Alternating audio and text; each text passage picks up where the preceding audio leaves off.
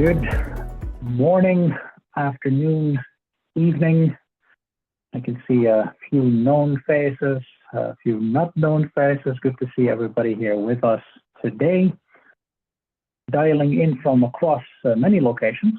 I see some are dialing in from the Americas, others from Europe, throughout Europe. I think even some people dialing in from APAC. So thank you so much for being with us in this webinar today.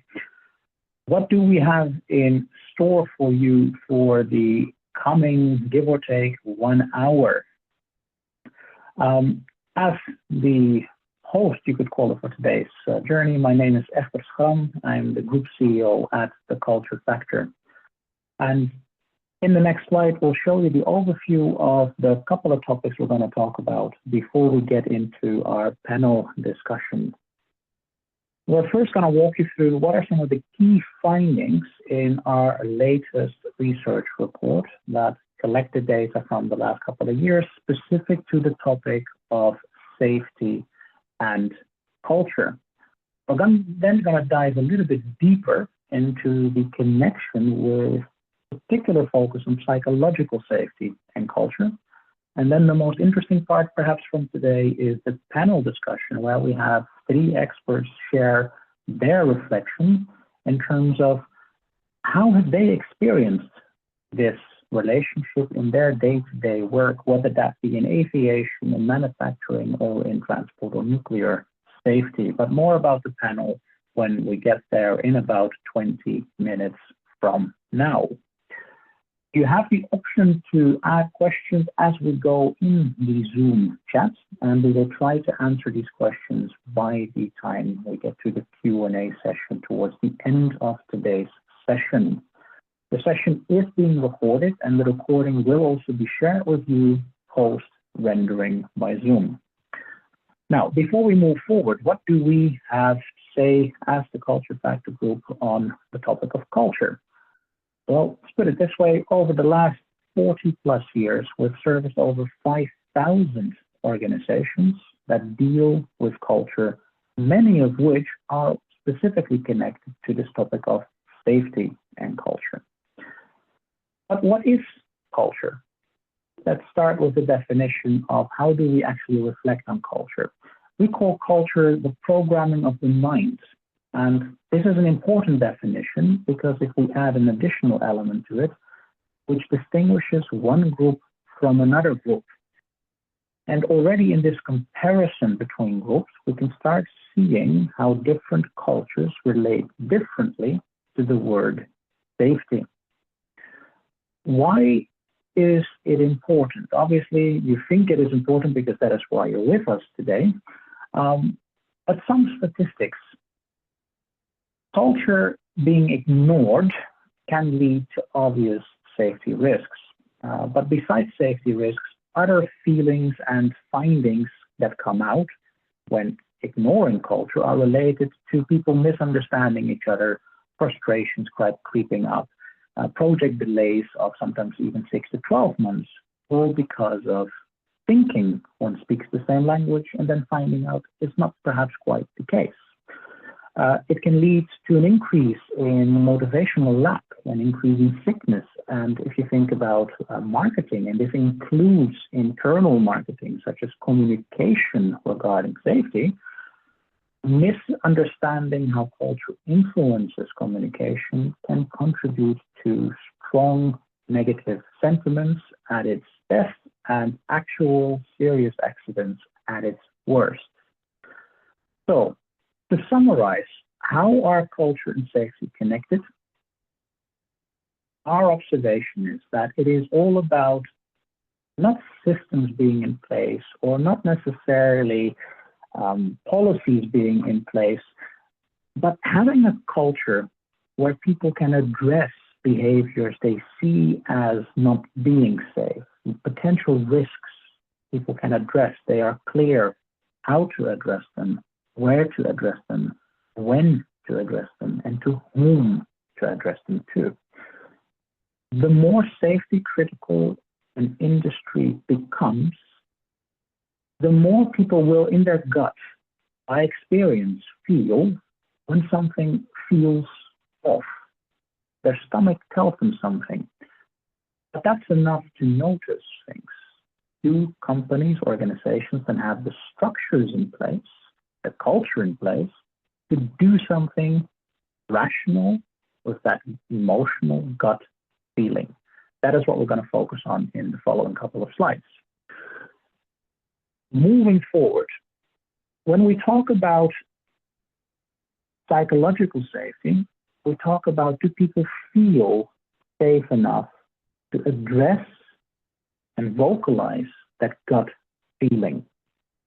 And obviously having structures in place will help, but more about that later. If we think about culture from a systemic point of view, the reason why the gut and the head, the emotional and the rational go hand in hand, and why it is important for you when you work in this field of safety and culture, is to understand that what feels safe for some might not feel safe for others. What for some can be an observation of unnecessary risk or unnecessary behavior, for others feels like simply following a process. So in today's presentation, when we take you through the results, keep in mind that when we look at culture, we distinguish between two culture factors. On the one hand, national culture. What have people been raised with as normal behavior when it comes to addressing, for example, risks? And on the other hand, organizational culture, which is all about what are the norms people are expected to follow in their respective organization or unit or team when you zoom in a little bit. Now, moving on, what we did in our latest research is we looked at a total of 204 organizations where we have been collecting data over the last few years relative to this topic, combining over 170,000 respondents representing 62 national cultures. And in the report, which was distributed online a few weeks ago and can be found also on our website, and the links will be shared with you also during this webinar, this report dives in a little bit deeper in terms of helping you to understand when do I need to take what type of culture into account. So we have defined culture. Let's dive into what do we define as psychological safety and why is it important when you think about that connection between culture and safety. Our definition is that psychologically safe work environments are environments where people actually believe that they can speak up, that reporting mistakes will not result in being punished or scapegoated or sidelined, as sometimes happens, and there's plenty of public media examples around whistleblowing behavior that is connected to this topic. This conditioning to enable people to understand that it is right to speak up and that there might be designated fora or locations to do so and ways in which to do this help to make sure that organizations can address issues before these issues actually come to the surface. In other words, we call these early warning signals. We can map, when we measure corporate culture, is it likely that people will speak up? Or the opposite, is it likely that when and if people speak up, they will be scapegoated? So this is part of cultural analytics. So to summarize, the factors that influence a culture of openness and psychological safety, the benefits are that we have an increased likelihood of responding to crises before they become a crisis. We have an enhanced ability to comply with regulatory standards, not necessarily to the letter, but in spirit, because that allows us perhaps also to remain somewhat more agile, to understand why are rules important and not just blindly follow them. That ability also allows us to stay innovative while ensuring compliance. All of this creates an environment whereby subsequently the risk reporting might actually increase. Now, when we dive into the results, what do we see? We talk about trust and accountability. So the trust to speak up and the understanding that people will be held accountable if and when things are found to be counter safety. The best spot you want to be is to have a culture that is highly accountable, meaning relatively strict and clear, and at the same time is also highly built on proactive trust behavior. Now, what we can see in the sectors that we highlighted in this research is that when looking at these sectors, and we looked at the technology industry, the banking/finance industry, the mining and manufacturing industry, we looked at energy and utilities, aviation, power plants as a subset, oil and gas, and pharma and healthcare. We can see that 3 industries stand out as having a high psychologically safe environment: technology industry, the overall banking industry, and to some extent, the mining and manufacturing industry. Perhaps counterintuitively, an industry such as aviation has been found to have relatively high degrees of trust, but lesser accounts of accountability. So let's dive into that. What might contribute to this in the next slides? One thing is for sure, company size matters. And in the panel discussion, we might zoom in also in terms of when we think about small knit units, a cockpit crew, or if we talk about transportation, the crew on a train, or if we talk about manufacturing, the local production facility as opposed to the global operations, we see that the smaller the unit measurement, the more the trust tends to actually increase. But what we can see is that, therefore, as an opposite, the larger a company gets, trust appears to go down a little bit. And some of the contributing factors might lie in an increase in the amount of bureaucracy. It might also increase to an increase in leadership distance. People feel that the top management teams are disconnected from operational reality. They might make all nice kinds of policies, but if those policies don't work in practice, then obviously this can eat at trust. Another thing that stands out is when we think about whom should we be loyal to, is when companies increase in size, they tend to operate in a more professional management style. But a professional management style does mean that people become less reliable on their direct superiors, and this necessitates a culture where processes are clear, otherwise accountability becomes a topic of potential contention, because who is going to hold you accountable? Is it your direct manager, or is it an auditor who might be miles removed from that operational reality? And the colors in the map that you can see in front of you on the next slide indicate that as we move forward, cultures that are more professional, and those are the purple cultures on the map, tends to be cultures that emphasize loyalty to the job over loyalty to the team. And this might invoke a potential paradox, which is, if I'm loyal to the job and I'm expected to speak up and address issues, if I don't have any clarity on what is the time and the place, that can actually increase frustration and dissatisfaction. So the load on management to create clear enough structures to enable people to focus on professional development is a key consideration for management. Now, another topic that often pops up when we talk about culture safety is the topic of diversity and inclusion. Some would say that the more diverse a team gets, meaning the more different people become, the more trust might actually suffer. We actually find the opposite.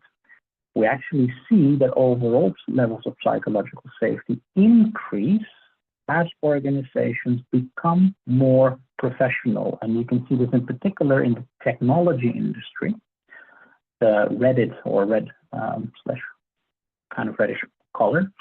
Well, we can see that most of those tech companies that are on that high end of professional focus also score high on psychological safety. So what is it that we can learn from this? We can learn that enabling people to speak up, to share information, can actually enhance the overall professionalism of an organization, because people can learn from within. They can talk to one another, they can openly share learning moments, and that improves the overall culture of the organization. Now, more information is about how do we then lead? Should we lead top-down, or should we lead bottom-up? What we can see on the next slide is that as the amount of power distance increases, we might expect, okay, there will be less psychological safety. And actually, we don't see this. So what is the message here? You can be hierarchical, but the devil is in the details. It's about how should you go about that, using that hierarchy. So what we can see in more hierarchical cultures, or cultures which score high on this degree of power distance, you want to ensure that safety is ensured by having anonymous feedback channels, by making sure that leaders are approachable and are proactively approachable. So don't wait for people to step in their office, but actually directly walk around on the shop floor to reduce that emotional distance. In less hierarchical organizational cultures, we can see that we actually want to have regular check-ins, feedback loops as we call them. We want to ensure that people can openly talk to anybody, irrespective of their title. So the lesson for you when you are engaged in helping companies to become more psychological safe is that there is no one way. It all depends on how is your organizational culture. If your organizational culture is not hierarchical and you start implementing these approaches, such as leaders directly talking to people, people might actually feel less safe. They might feel micromanagement. Not doing that in hierarchical cultures might lead to the opposite observation, which is my boss doesn't care about me. So there's no one size fits all. And that story continues when we think about something which we call individualism, collectivism. We can say that overall, all of the industries we measure tend to be somewhat more task-oriented or individualistic. In particular, you can see all the way on the right-hand side, oil and gas being extremely task-oriented. But again, this does not mean automatically that there is less psychological safety. It just means that they will go about it in a different way. So again, the message here is setting expectations in terms of why are we task-oriented, or why are we more relationship-oriented, such as in aviation, is an important criteria to reflect on which practices you might want to implement to enhance the relative safety culture in that segment. One thing that we can see where there is slightly more direction is in assertive cultures. The higher the assertiveness, we can see that there is a slight increase in psychological safety because people feel that there is more focus on accountability. However, the downside, and we will show that on the next slide, is that in these highly assertive cultures, being strict and to the point is one thing, but how to do that in a way that also ensures that people feel included is an important other element. So the message here is in those assertive cultures, and most of the cultures that we have measured are on that end, we have to make sure that leaders are also trained in creating these anonymous environments and creating this approachability so that it is a supportive enough environment to raise issues if and when found. Moving on, before shortly we'll start with the panel discussion, is the element of uncertainty avoidance. Now, we can see clear differences in the industries in terms of the level of psychological safety. But again, as with the other dimensions, how to go about addressing the need for predictability, and the more high we score on uncertainty avoidance, the more predictability an industry will need, people will need. Again, depends. On the one hand, we can create more structured approaches, but if we work in an organizational culture that is very agile, very figuring things out on the go, having a lot of structures might actually scare people away. So knowing where your corporate culture stands is really important when deciding on which is the way that works for you. Moving into the last dimension that we highlighted, is there a connection between having a big focus on vision? The big question is, why are we doing things? Or is being more focused on the how and what closer connected to psychological safety? Here again, the results do not show a clear-cut one-on-one correlation.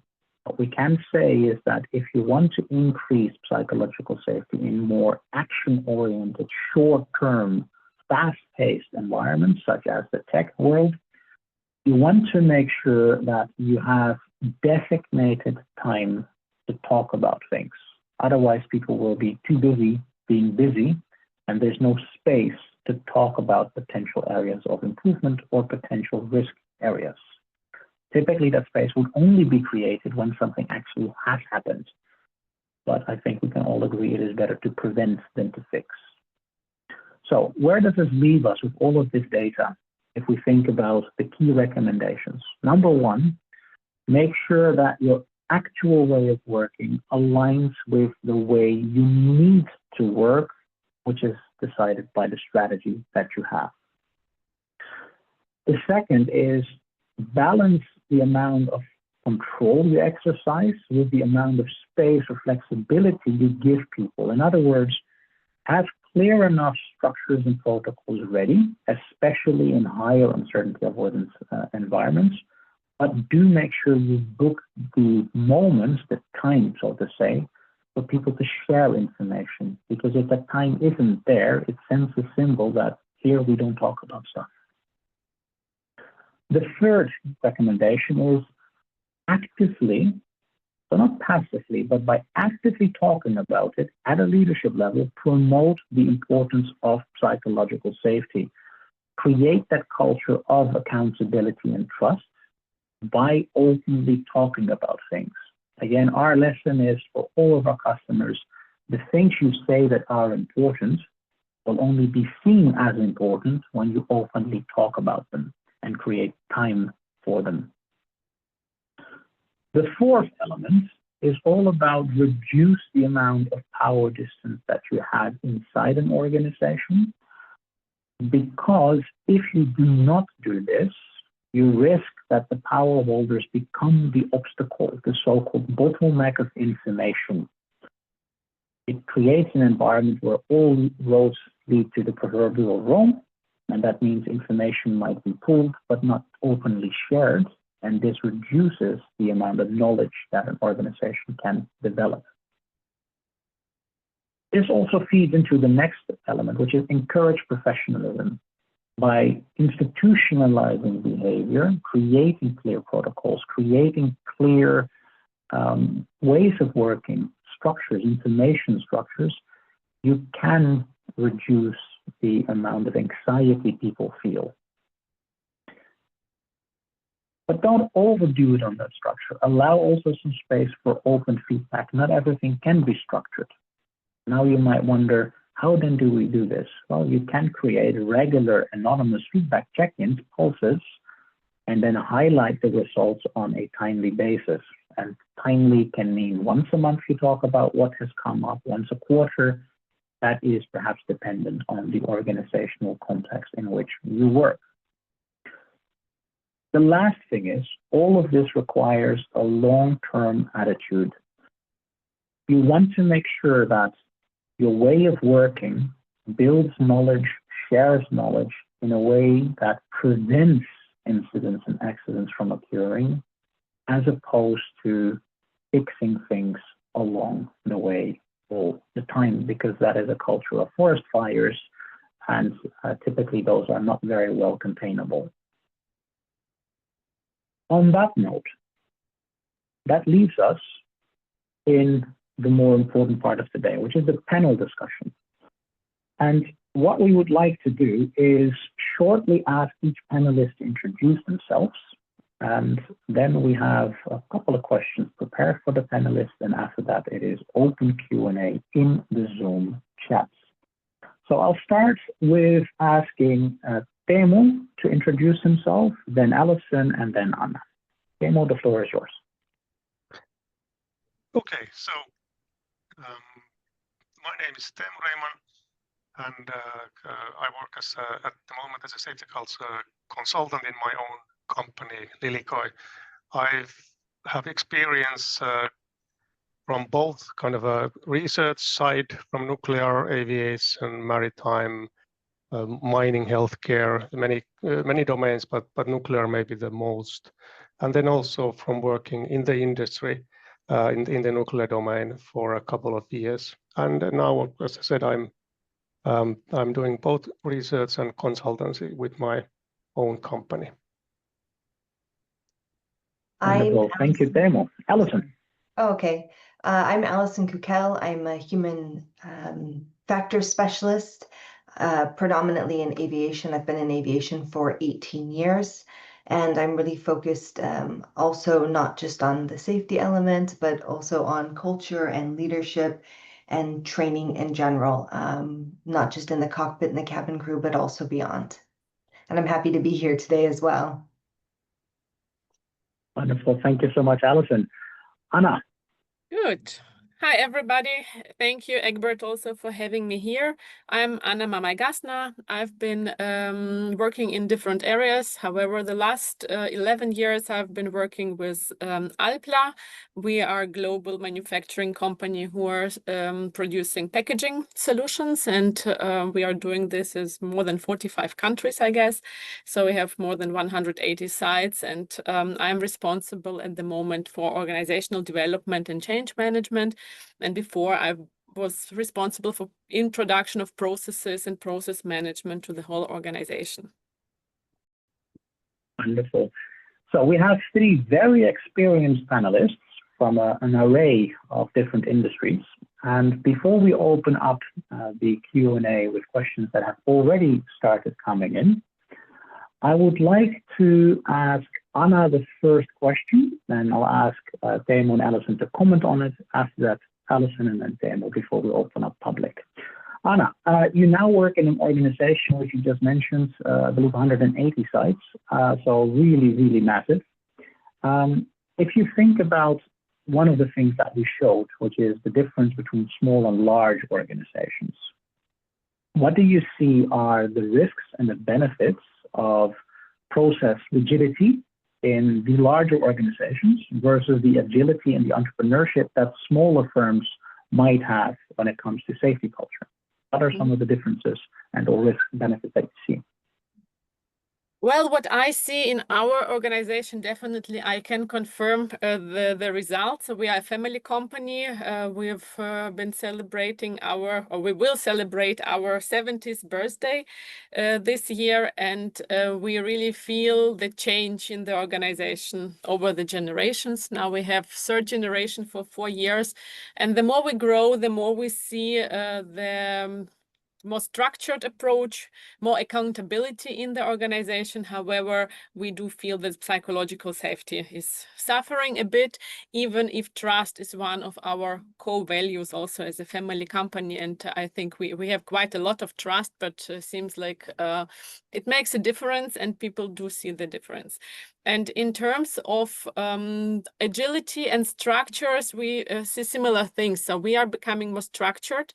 So there is less entrepreneurial spirit, less agility, a lot of risk orientation, which is actually good, because especially in the manufacturing, we do need standardized processes. And we've been implementing a lot of safety instruction, safety features over the last couple of years. So, well, 10, 15 years, it became more structured. And I think we put a lot of with a lot, not pressure, but a lot of attention on the topic of safety, and nevertheless, things happen. I think that process orientation and being more means oriented on the shop floor helps to follow the processes, to follow the procedures. But at the same time, Egbert, as you mentioned, I also see the need to understand the meaning behind. Because what I assume that even people follow the processes, sometimes they just want to fix a topic and they do not understand the danger they are taking, overseeing things. So this is what I see, and this is a trade-off. So we want to be also more entrepreneurial, and we have this discussion about the balance.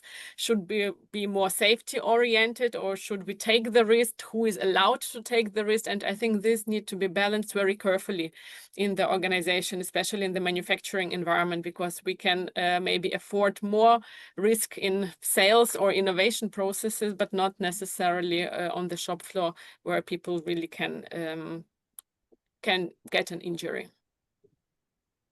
Yeah, thank you, Anna. Alison Campbell, reflecting on Anna's answer, how do you see this element, this balance between the rigidity potentially or the process focus of larger organizations versus that agility in smaller organizations or teams? Well, who goes first? Go for it, Timo. Okay. So from what I've seen, there really are a lot of differences between small and large companies when it comes to culture and culture for safety. And one of the differences is that in smaller companies, it's in a way it's easier to build any culture because there's more interaction and culture builds in the interaction, and people know each other, and it's kind of easier to build a strong culture. And then whether that's good or bad, that's up to the what kind of a culture this organization has built. So in that sense, it has its pros and cons, that you can build a stronger culture in smaller companies, but then how does that culture actually shape? And then that's up to what you mentioned, but also that you need to have the vision, you need to have the strategy where you actually want to go with the culture. Otherwise, you may end up in somewhere you didn't actually want to go. And another thing is for smaller companies, there are a lack of systems very often that then for dealing, it's more kind of informal. And so that's one. And then finally, I would say that when it comes to safety, sometimes risks and are quite, I would say, complex, and smaller companies may not have specific competence in safety, specific competence in risks, and the safety expertise that larger organizations have at their disposal, but are not always so good at using. So again, pros and cons. Yeah, maybe just Alison, maybe I'll take this. Yeah, go ahead.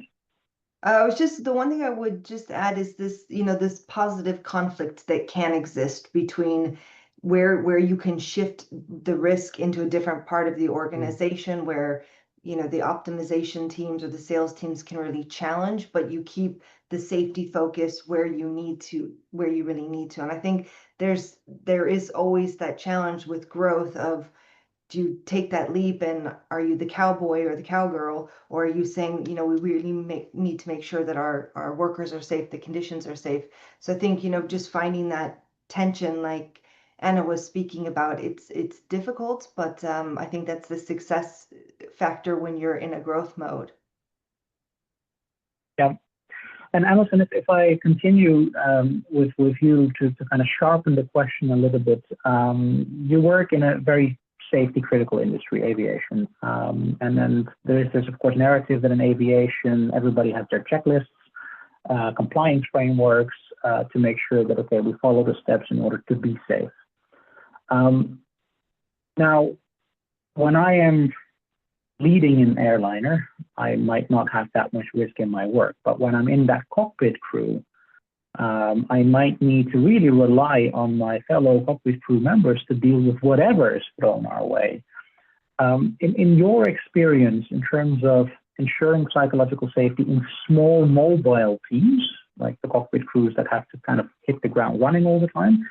What are the type of practices to make sure that people are not just compliant for the sake of being compliant, but are actually enabled to balance this with also a more human-centered approach to safety, understanding each other, taking the time to get to know one another? What are your views on this?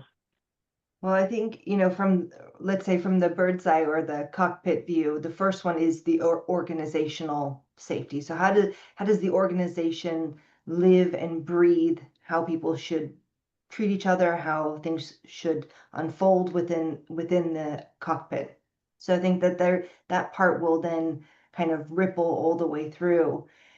And as you said, it is about checklists. We have checklists for everything. We have memory items. But missing an item on the checklist doesn't always mean that there's an incident or an accident.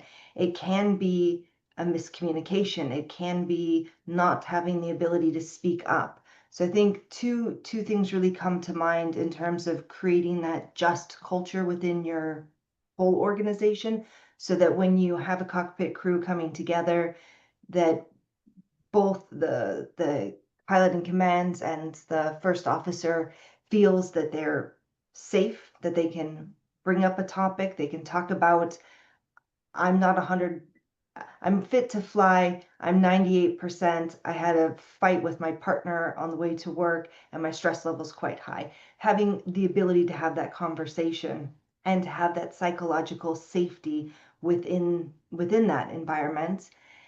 And that when they come together also for training, so crew resource management, CRM training, that they're using that training opportunity every single time to work on these skills, these non-technical skills, and that their organization is really recommending strong debriefings before and after flight. So I mean that before an actual flight or also around training, so we can really hone in these skills on a regular basis. So you would argue kind of like a ritualization practice of making sure that you also indeed talk about these things, not just having the task to talk, but also to actually then do it as a practice. Yeah, it's not the 10th item to check off on the list. It's the 10th item to actually do on the list. Mm-hmm. Yeah, exactly. Anna, Teemu, how are your views on this? Let's start with Anna. So if you hear this reflection in aviation with the use of checklists, not just for a compliance point of view, but to really enable people to raise issues, how do you look at this from a manufacturing point of view? Well, a lot of things resonate from my opinion. However, what I observe is people in our case, however, they are kind of process oriented. They are still not use different checklists. So when we were doing process audits, we just do see that the checklist is done, but afterwards, so it's just for the bureaucracy and for the documentation, which is not added value at all. So what I think what worked for us, or what I observe in the plants quite often, is that they ritualize the behavior, making the topic of safety important, and they create a lot of awareness around it through safety days, through specific t-shirts which they wear on specific dates, through importance in the trainings, of course. And I think also the reviews of we do have KPIs which they kind of put every day, so everybody is aware how many cover injuries or how many days without injuries they had, and I think they're quite proud if they have 0. So this kind of awareness and ritualization I think is helpful. However, I also would make reviews with people, so not only look at those things and think it's important, but also to review and talk what actually happened and why is it happened, and to create this awareness through the communication additionally to the symbol level, which we are quite often using. Yeah. Teemu, how do you see this in your experience also with investigating incidents that have happened? Well, first of all, speaking Generally, I think this is exactly the challenge, is that safety kind of should not turn into this kind of a bureaucratic exercise that it's just done for the sake of the paperwork, and that is the challenge that has been with the checklist for a long time, but that I think that's a question of it was the importance of systems and kind of routines, and even the rituals was already brought up, but then the other thing I think that is important is the leadership part, and how leaders really then promote and the use of these checklists, and the kind of mindful use of these checklists, that not only just fill them but actually use them in a mindful manner, that they are meant to be support for the work, not something that you just fulfill and then start the actual work. So leadership, and not only for formal leaders, it can be also this informal. And another thing that I will point out is the importance of understanding that if you actually understand why these checklists are used, if you understand that it's not that people don't trust you, it's just that we are all human. We do forget things, and especially when doing routine things, we may omit some issues. So the understanding of why these things are actually used, and this goes for all safety instructions, and that is something that I see in investigations, that we are very quick to blame people for not following the rules, but how often we actually inspect that were the rules such that they could actually be followed in practice, were the rules such that they were not in contradiction with other rules, were the leaders actually enforcing the rules, or were they saying that, okay, yeah, go ahead and break them, there's a hurry, we don't need to do that. So we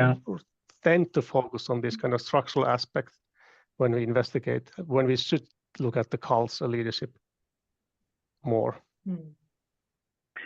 In your experience, because you had this experience across sectors in terms of nuclear, rail, healthcare, aviation, this element of leadership, informal, formal leadership, walking the talk, ensuring people understand the clear reasoning as to why are we having these rules and processes. Yeah. Do you see a difference there between the sectors? Well, first of all, I would say that there's when we talk about psychological safety, there is enormous variance between organizations, but also inside organizations. So, and that is something that I see, that the different shifts, different crews, the different operators, whoever tends to form groups, they tend to also kind of form a psychological safety of their own. How easy it is to talk in this group, and this is something that then the informal leaders, the foremen of those groups, those are in a key position to really create that type of a psychological safety. That what other things we can discuss in these groups, and this is kind of industry non-specific. Each industry has groups where it's easy to speak. Each industry has groups where it's very difficult to speak about the negative things or raise issues and so on. And that's a lot about the question of leadership. But then how to make it an organization-wide, that how to make it so that you actually, in addition to believing in your own group, you believe in the system, you believe you have a trust in the organization, that if we raise something outside of this group, it will still be handled in a fair manner. Our group will not get punished and so on. So this is something that I see in every sector, the kind of balance between really having this group climate, or even a kind of a subculture, and then having it really on an organizational level. So I think that's I would say one at least a kind of a similarity. And when it comes to differences, one thing is, of course, that some organizations, like in aviation, they are shifts that change, or for example, the pilots, whoever is flying this, the composition changes. And in some organizations, some industries, we have crews or operators who are basically the same group, and the dynamics are different then. And for example, checklists work better if the group changes, because then you don't form this kind of informal group norms where you slowly drift into, hey, we did it this way last week, we don't need to do it again. And so, but on the other hand, to really form a psychologically safe group, then it is actually good if the group stays the same, because then you learn to know each other, and then you learn to know that, okay, yeah, these are the things that we can actually talk about to actually establish rapport in the group. So again, pros and cons, I won't say, cannot say which one is better, but it's a different dynamic. So, and maybe one final thing, that I'm, which I actually also elaborate in my book on safety in complex organizations, is that is soon to be published. It's the importance of listening, because we all very often speak about psychological safety and the issue of that it's just important that people speak up. But and this is what I elaborate in my book, that it's actually also studies show that in many cases, in many accident cases, people actually did speak up, but nobody listened. And you raised the power distance as one dimension, and that is actually something that affects that in the high power distance countries and organizations. It's not so easy or not so common to listen. So that's something that, in addition to the psychological safety. And I think it's a nice. No worries. It's a nice way to kind of wrap up the panel discussion with the questions we had in advance. Given that we have 10 minutes left, let's also take some time to bring in questions from the audience. And I do indeed apologize for the quality of my audio today. I'm in a region in Europe where the internet connection is not so stable. But let's pick up some of the questions from the chat. Now, there are a couple of questions regarding trust. So I'm going to ask this initially from Anna, and then I'll ask Alison and Teemu to comment on it. So Anna, the question is, in terms of trust, how do you measure trust? And have there been instances that when you noticed that trust was somewhat down, that people were able to rebuild trust? And if so, how? Well, regarding the measurement, this was an interesting topic because we did, an organizational survey on culture, and this was the result of the reports that we do have trust, but it's not necessarily as much as we would like to have in the organization, especially because, well, at least our management and many people think that we have a lot of trust in the organization. So we did see a gap between the reality and the actual life in the daily business. And I think we also could refer to it with some of the questions which were answered. For example, the critical view is not appreciated. So all of those things came up while measuring or doing the survey and bring up the results. So this is how we measured trust. Rather than that, I think it's quite a difficult topic. And before doing the cultural survey, we actually tried to work out trust topics in workshops. But then the perception of what is trust was quite different in every case, and there were no possibility actually to measure that. And what was the second part of the question?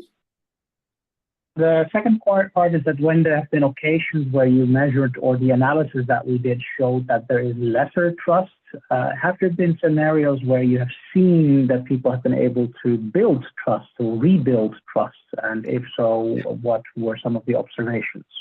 Well, so basically we did the survey a year ago, so we are still in the process of deriving actions and doing those actions. And in some teams or some locations, trust was a topic, and there were basically measures derived or suggested at least how to do it, and to go together for some lunches, for example, to have how did they call it, kind of a peer walk. So you just have somebody from another team and going for a walk, creating personal relationships, so creating trust between departments, because one of our topics also was the distrust between departments. However, I do not know if we really have a major results on that, because it's just in the progress of implementation. Yeah. Alison, have you perhaps seen scenarios? It's very difficult to, sorry, Egbert, to rebuild trust. So if trust once broken, it's harder to rebuild. Definitely, you need too many measures to do that. Yeah, definitely better to prevent than to repair. Alison, have you come across scenarios where trust was broken, but through a particular type of intervention, you saw it was restored? So, Anna, you maybe mentioned already one thing, which is bring people in touch with one another. But other examples that you're able to add? I would give. Alison? I'll give two. I mean, one is an example where an experience I saw where when trust was broken between the parent organization and the satellite organization, that is very, very difficult to repair, because the cultural difference, the kind of power play that is involved there. I feel like I have not seen that successfully repaired in my experience. So it'd be interesting to see what Timo has to say. And the other part, sorry, I totally lost my text on the first part of the question. I'm sorry, Egbert. No worries. So basically, it was more about the two examples. So this is one example where you mentioned, like with a satellite operator, that might then, or like the headquarters subsidiary, that might be difficult to repair. So maybe, Temo, have you seen any scenarios where this scenario was addressed and fixed? Yeah, well, the topic of trust is it's really complex and interesting. But just for the sake of time, I just have one radical suggestion that can help to restore or even create trust. It would be if everybody would just speak the truth. Actually, Timo, that was that. Thank you for reminding me. That was exactly where I was going, was transparency. So it was a relationship between two businesses where the business had continually let down the client, continually, and the trust was completely broken. And a new leader came in and just, everything on the table, all the cards out, and then just started to rebuild the relationship from scratch. And that was successful in the end.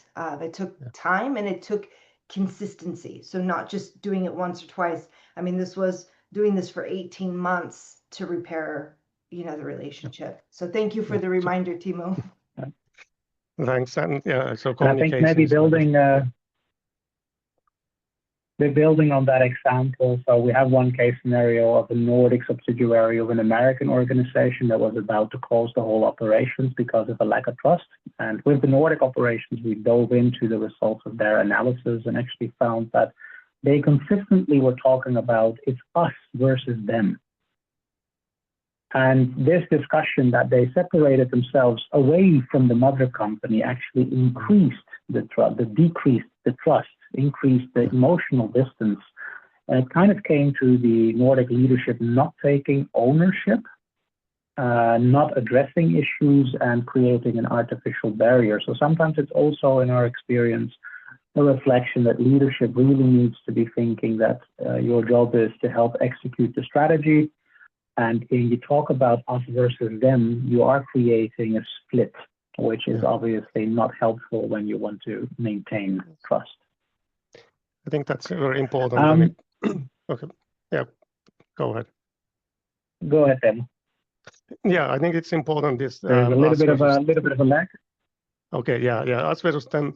It was related to what I said about some groups kind of forming these subcultures where, unfortunately, we often form cultures by kind of creating this us and them separation, which kind of strengthens us for a while, because then we have a common enemy or something that we can all put the blame on. But if we are in the same organization, or if we have the same goal, then on the long run, it doesn't work. So this common sense of identity in an organizational level is, I think, essential. And I think on that end, also being mindful of the time, we have still quite a few questions left, but what we will do is we will, when sharing the recording, also in our next newsletter, we can address these questions, as the newsletter is really meant to answer questions that pop up when looking into the topic of culture. So I strongly recommend everybody to subscribe so that we can stay up to date. I think the next slide is a nice way of, I would say, summarizing it, which is that when we talk about trust to speak up, we should not make this stand out as it's an act of bravery to speak up. It should ideally be common sense. It should ideally be something that is expected from people in order to push an organization forward. And I think on that note, that's also something to be mindful of, that when we communicate about topics such as creating or the need for bravery to speak up, then we're already kind of programming people that, okay, we have a fear culture, so you need to be brave to speak up. So be mindful of the words. In the approach that we maintain here at the Culture Factor, what we do is, as Anna also related to, is that we issue surveys inside an organization to capture the mindset, to understand how hierarchical is your organization, how much focus on the goal of the process is it, and as such, it will allow you to much better talk about trust in terms that are relevant to your organization or the parts of the organization that people belong to. Now, on that note, given that the time is almost there, I would like to thank all of our panelists with a virtual round of applause. I'm not going to thank you for your bravery to attend, because well, we don't have a fear culture. We like to be very open and approachable, but I am going to thank you for your openness and willingness to share your experiences. So thank you very much for that. For the audience members whose questions we did not answer as promised, we will answer your questions in the upcoming newsletters, so stay tuned for that, and also stay tuned for future events that we are organizing. Thank you once more. Thank you to the panelists. Thank you to the team in the background for hosting all of this. Have a very nice continuation of your day. Bye-bye.